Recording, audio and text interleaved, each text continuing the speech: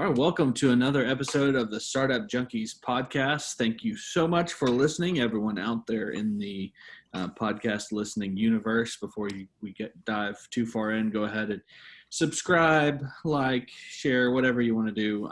Just give us some love on the front end. And my name is Caleb Talley. I'm Director of Marketing and Events for the Startup Junkies. I am joined by my co-host, Jeff Emerine. Howdy.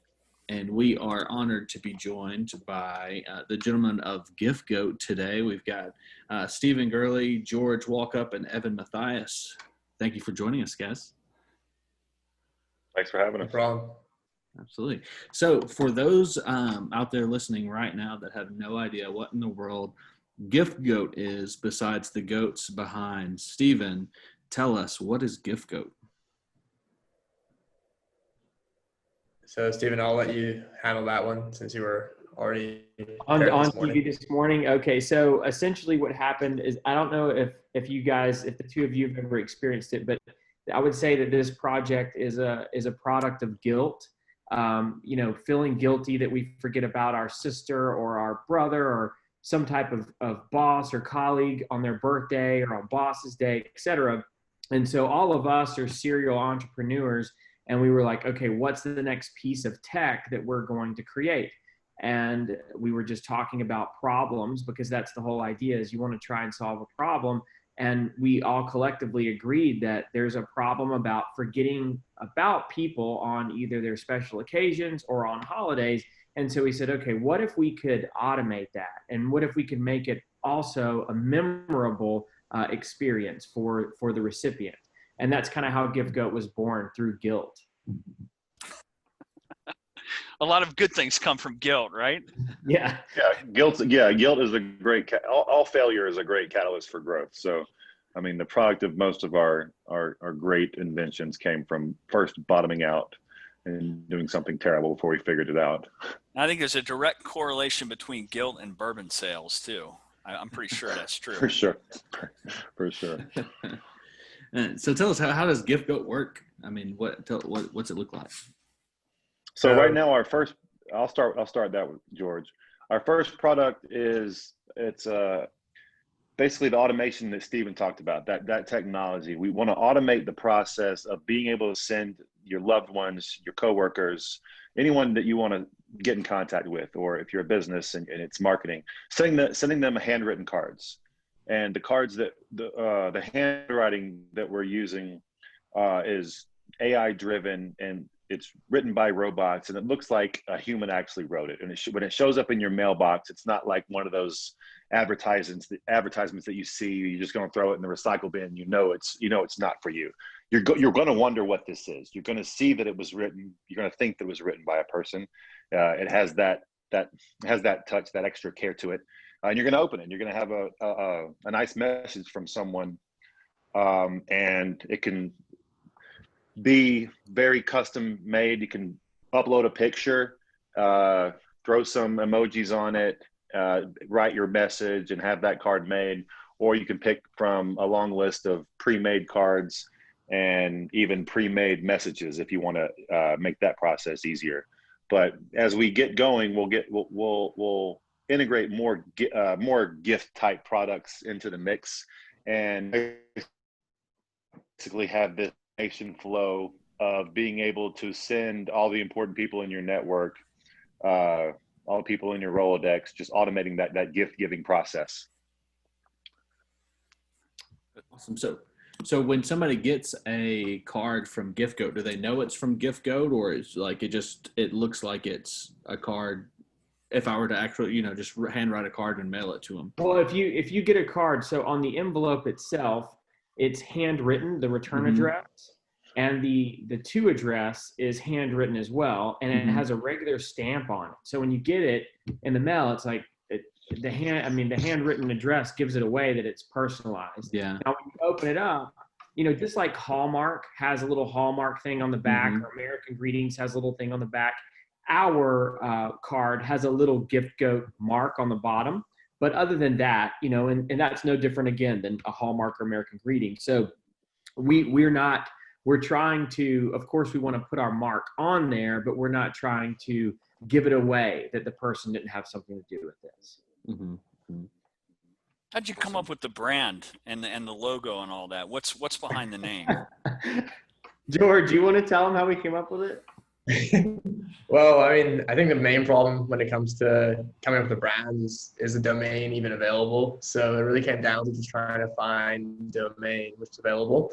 And in terms of the actual name itself, we were just looking for something which was easy to say, easy to pronounce, and easy to remember. So we had the idea of gifts, and then we just wanted a second word to combine with it. So it's not exactly rocket science, but we basically were looking through domains and we found giftgoat.com. It was available for about $10, and that's pretty much it. I mean, I was thinking maybe you were using it as an acronym. It's like greatest of all time. You hear people talk about that in sports. Well, it's inferred, right? I mean, Yeah. that's obviously inferred without us saying anything. Sure. Gotcha. But also we needed a trademark, and things like MailChimp have been successful. Yeah. So we were looking for what can we get trademarked as well. Gotcha. Yeah. So my dad owns several goats. So like if I were to mention, Giftgoat to him, that would probably mean something different if I were to mention it to somebody else, because he might think that he's actually getting a goat as a gift. But I love that it's later. We can build that in later. We're yeah, just exactly. Started. There we go. And soon Giftgoat you'll know what it means. It'll mean handwritten cards, gifts, goats in the mail, whatever. So, well, I mean, you the guys, greatest of all time thing. We want people to think, it's the greatest of all time gift giving platform without absolutely. having to say gotcha. Without having to say it, yeah, it makes sense. So you got a mascot and that connotation. I think that's exactly. a win-win. Yeah, correct. Absolutely. I mean, before you know it, LeBron will want to endorse what you're doing. So unless Michael Jordan beats him to it, but in all cases, you guys are serial entrepreneurs and you're building this brand. And talk about how you get the community built around it. What are you doing for customer acquisition? Talk a little bit about how you're getting people excited about what you're doing. To start, mainly sending to because this is a product that, like Stephen said, was built out of our own guilt. We want to be able to make this process of connecting with our loved ones, something that's we can send a personalized message to somebody, just a little note to say that we care, remember to do it and get it done. So mostly we're just getting started very grassroots by using our own product and just sending it to people in our network, sending cards to people in our network, sending birthday cards, sending little hellos, sending thank yous, and just using our own product and getting exposure that way, and making this also helps us work out any of the bugs that we have in our flow. And there's not really any marketing push that we're trying to do right now, because we're just going to try to do this in a grassroots way at first and just see how it catches on, because I know that when the people that I'm sending cards to, when I'll usually have a nice message, and at the end I'll say something like, "I bet you thought I wrote this card too. Thanks, Evan," kind of leaving the door open to like contacting me and be like, "Hey, I appreciate this card. What was this? What is here?" And that I kind of can give them what we're doing and how it's going to be something that they could easily use and connect with everyone in their network with. And so I got a question about what your customer demographic is. I mean, for a guy typically terrible at gifts and you always forget, this seems like it would be heavily biased towards men versus women. But what reaction on all sides? If a woman gets one of these and it's a Giftgoat thing, what's their reaction going to be? And the guy, for me, it's like, this is a fantastic idea because I'm terrible at this. I'd be interested. What are you learning about the market so far? We just launched, guys. I mean, today's the first day of us doing any press. We're doing this. We did a TV interview early this morning. We've got TV interviews the rest of the week. We're just getting started on social media. As far as our marketing is concerned, your dad with the goats, I know it's going to sound crazy, but goats don't like being cold. And so we're working on manufacturing some goat sweaters, and we're going to distribute those to goat owners that post to social media. So we're just getting started. And so to answer your question, I don't think we have enough data to suggest whether this skews male, skews female, skews old, skews young. We're still in we literally launched Friday, and I consider us in a very beta state where we are learning from our users. That's why we are going to do a full marketing push, but not until we better understand exactly the question that you're asking us today. Gotcha. No, it makes perfect sense. Well, and we're honored to be, a first wave of media engagement. Well, at my agency, my head of PR said that you guys, I said, look, I want to get us on the best startup podcast that there are. And he said that this, in his opinion, is the best and most well-produced startup podcast that there is. So hats off to you guys I saw you cracked 200 episodes recently. So we're honored just as much to be on here. Hey, you got to send me your agency guy's name so I can send him a Giftgoat, after that, because I got to tell you something, that means a lot. We've been at this a long time. This started as kind of an excuse to drink beer on Friday afternoons and talk about whatever we wanted to talk about. So thank you for that. We're really glad to have you guys on board. Absolutely. Sometimes that's beer on a Monday afternoon. Well, that's right. Yeah, any day of the week. What are you drinking there, Caleb? Not to take us too far off track. Yeah, it's not too far off track, but Bike Rack dropped off the Oktoberfest. Bike Rack Oktoberfest. Week, yeah. Outstanding.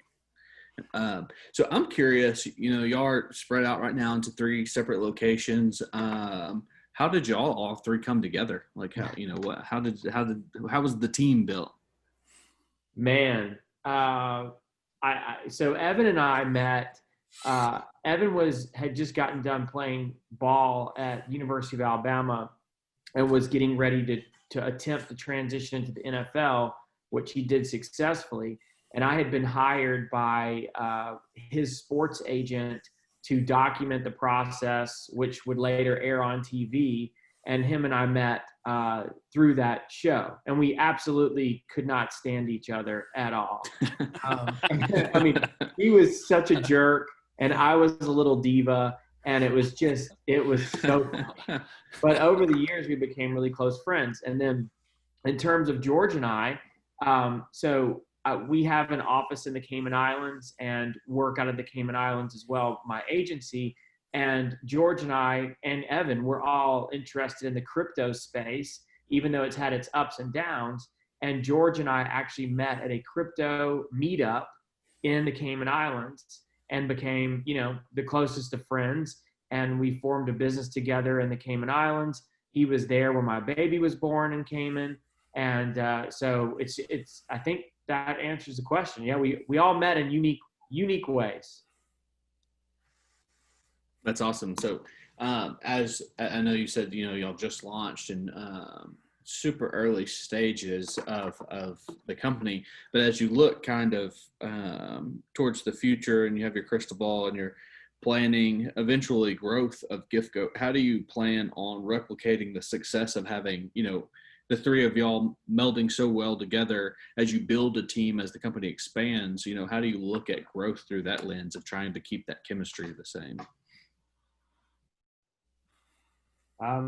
Well, I don't know if the other guys are going to chime in, but I would just say that I think we've all learned a lot from building teams in our own businesses, because we all work on businesses together, but we have our own individual businesses with numerous employees. And I think it's all about putting the right people in the right place and building a culture from the start. So, we'll bring the best people in, and we'll use, some of the tools that we like to figure out what people's personality is, what their motivation is, and start from the beginning. What's the customer service experience look like, and how we'd like to scale that. I hope that answers your question, but you're asking about the growth of the team, right? Yeah. So just essentially bring the best people, and the leadership starts from the top, and bring leaders in that want to cultivate a really positive working environment. Yeah, Stephen, you said that really well. It's the culture is very important, and surrounding ourselves with good people that can carry the product for us. As you think about what comes down the road, you're committed in this thing, and you're trying to build this really cool, differentiated platform that solves a problem that a lot of us have faced. What does success look like 5-6 years down the road? Or is that too far? I mean, right now you're in the kind of the harried stage of getting a launch done, but where do you want it to go? Well, for me personally, I think it's about finding product market fit. I think we still haven't found that. We're still improving the product. That's one of the main reasons why we haven't really gone hard on marketing yet, because we're still doing a lot of stuff which is related directly to improving the product. So I think 5 to 6 years from now, the product will be where it needs to be at, and there will just be consistent growth based on users who really love our product. But I think we still have a long way to go before we get to that, because it's going to take time to build a product that people actually love instead of just liking a little bit. Sure. Dan, do you, in terms of your strategy for how you grow it, do you guys bootstrap it, or are you going to get on the venture capital treadmill? What's the strategy around raising money or not? So far, we're self-funding this project, guys, and we don't think that we'll need to take on money for a while. We all individually have our own successful businesses. And so right now we're funding it. I think we'd be open to some financial partners if they bring some strategic aspect as well, not just money. Me personally, I'd like to see us at 100,000 MRR before we take on additional capital. But we could do it lower. We could be at 30 or 40,000 MRR, but they need to be the right partner, because the three of us, we do not want to just take on money. We want to take on someone who's going to add value to the business. Absolutely. And once you jump on that treadmill, as you guys know, it's you can't really get off. Once you go with institutional venture capital, you're kind of playing their game and their timeline. So, I mean, it's encouraging. We see lots of people that have kind of argue for both sides of that equation. The happiest people that I've known in my career are the ones who built a business to exit that they owned 100% of. It's the way to do it. You can imagine why, if you could pull it off. But anyway, that's interesting. You guys are not all in the same location, right? You're geographically disparate all over the place. All over.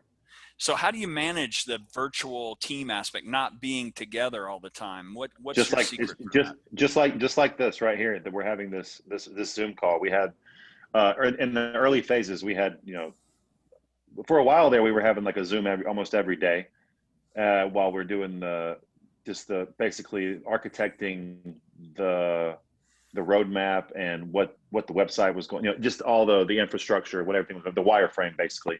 Mm-hmm. And we got that solid foundation before we integrated it with Steven's team, Steven's design firm, he has all his full-time staff who are going to actually code the site.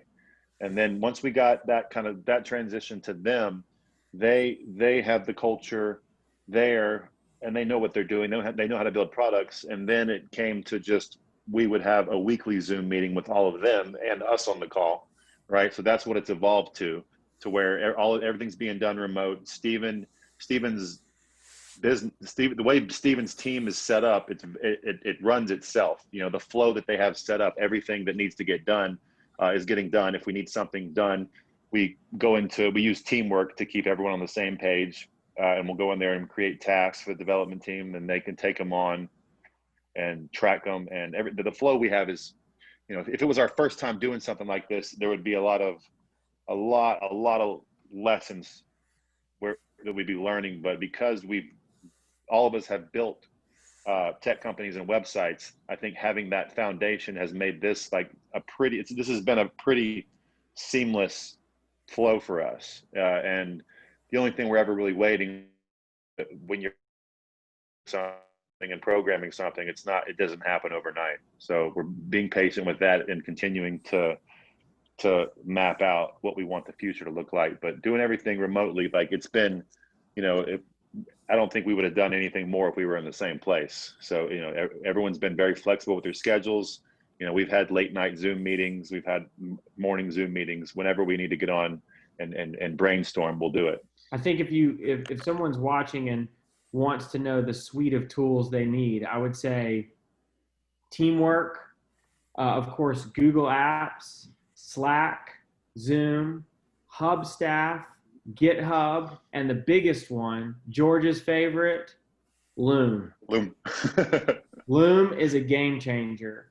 And so where we used to always type what we want and chats and in a project management system, now you just fire off a loom right back to somebody, and it's a game changer. George told me one time when he first introduced me to loom, he's like, if I haven't made 10 looms by lunchtime, I'm not even working, because that's how many looms George makes. George will make a 42-second response loom video for you, but it's so efficient.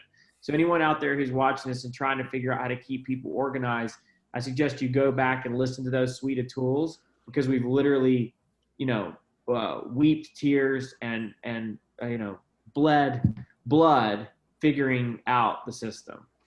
So it sounds like that, and that's actually a good segue to the next thing. Operationally, the pandemic has been no big deal for you guys, because you got all these tools and you're able to digitally connect it. As you think about the customer base, and I know it's early days, is your hypothesis that the fact that the pandemic's still raging and probably will be for a while is going to be a net positive, net negative, or neutral? What do you think? I think it's a net positive, and in fact, big hat off to Stripe Atlas. For those of you founders who have not formed yet, I suggest forming through Stripe Atlas, because we came up with this product during COVID, and we think that it's relevant to people staying connected throughout the pandemic. Stripe Atlas actually didn't charge us to form our company. And so I think it's going to be a net positive, because people aren't visiting as much. People aren't communicating in person as much. So this is a way to, rather than just have a FaceTime call, send someone something physical that shows that you're thinking about them. Very cool. And to, being in most of what I do is marketing and our event planning, the handwritten letter or handwritten note or card is such a nice touch. I mean, if I have somebody that comes in and speaks for us, a handwritten card to them is just next level touch, and it's getting one back is also, just huge. You love getting that in the mail. So just from my perspective of how I would use this, that's brilliant. And I agree that, given that everybody's kind of disconnected because of COVID, I could see where y'all could really plug into that. I'm curious about just some of the logistics of the cards and stuff. Are they all the same, like handwritten font? Does that change? Can you pick can you mirror kind of close to your handwriting? I'm just curious about some of that stuff. Can you insert typos and grammatical stuff so it looks like something that some of us would have written? Put a little Ozark inflection, things like that. So you're literally typing what you want to say. You're going to see a preview of the card, and you're going to be able to select from a number of different handwriting styles. And they all have kind of their own little name of for what style they are. And in the future, we do want to evolve it to where we are able to ingest, samples of our users' handwriting and be able to generate a handwriting font that matches theirs, so that you would be sending out, handwritten cards that look just like you wrote them. That's really I can see cool. that being a great premium membership, having that learned. Yeah. So guys, this is launch week. How's everybody feeling? Anxiety? Feeling good? How you feeling about it? We just want data, Jeff. I mean, that's all we really want. I mean, we're all three of us are data rats. George is a technical founder, so he's been supervising the programming of all of this, and Evan and I are both marketing nerds. So realistically, we're just trying to look at the data to see how our grassroots marketing works. I've done several political campaigns, and I'll say that grassroots stuff is absolutely the best to win, even in a national election. So, that's what we're doing. We're looking at the data. That's all we want, is to see how users are interacting with our platform so that we can create a better product. That makes perfect sense. So they talk about the three founders you need are the hacker, the hipster, and the hustler. Who's who in this operation here? I mean, I think we all have. Evan's definitely the hipster. I'll be the hipster. You definitely got the brewmaster beard going, so I can appreciate that. That's thank you. If you had said you were a home brewer, I would have said, I had no doubt. So, that's very cool. Yeah, but I think we all have a lot of those qualities in us. We all have a lot of a hustler in us. We're all computer nerds. I think, there's a lot of synergy in all the different, the different qualities that we have amongst ourselves. So I'm excited about what we can do together as a team. I told these guys that, I fully believe in our product and what we're doing. And, I like when we were talking earlier about raising around or something like that, it's like, I would rather fully bootstrap it as much as we can. I told them if they ever get uncomfortable with how much money we're investing to keep it going, then they can just start selling me their stake in the company, and we'll keep it going, because that's how much I believe in it. That's conviction. You have burned the boats, and you're fully inland at this point. That's great. Yes, sir. Caleb, what else you got? Land the plane there, buddy. Yeah. So the when we land the plane, we usually ask our guests to tell us, if you could go back in time and talk to your younger self. You are very early on in this, but if you could go back a few years and give yourself advice, what sort of advice would you give your younger self? I'd tell myself, just keep doing what you're doing, keep screwing up every single thing that you try to do, so that you can learn from it the way you're supposed to. Georgie? Because mistakes are what got me. Mistakes got me where I am, making mistakes and learning from them. I would have told myself to not try to grow company too quickly, because in the event of something like the global pandemic, that could be the end for your company. Yeah, and I think mine's right in line with Evan's. Is learning from mistakes. To do that, I started really crushing my own ego and learning from mistakes. I would say only in the last 5 to 7 years, but prior to that ego was there about whatever I was involved in. I've done this, I've done that. You can't tell me. And that's the thing you need to get rid of. And I think also the delusions of grandeur. So I've hosted an event that has a lot of startups come and present. And, a lot of people, they get so fixated on their idea or their product that no intelligent human being with data or anything can tell them anything, because it's going to work and you can't stop them and they won't listen. So I think the biggest thing is to just bury your ego and listen to people who are more accomplished or more successful than you. Well, those are pretty great words all the way around. And the final thing we'll ask, you guys are doing this launch and you're building this cool brand. What's the best way that our massive listening audience in 100 countries can find out more about what you're doing?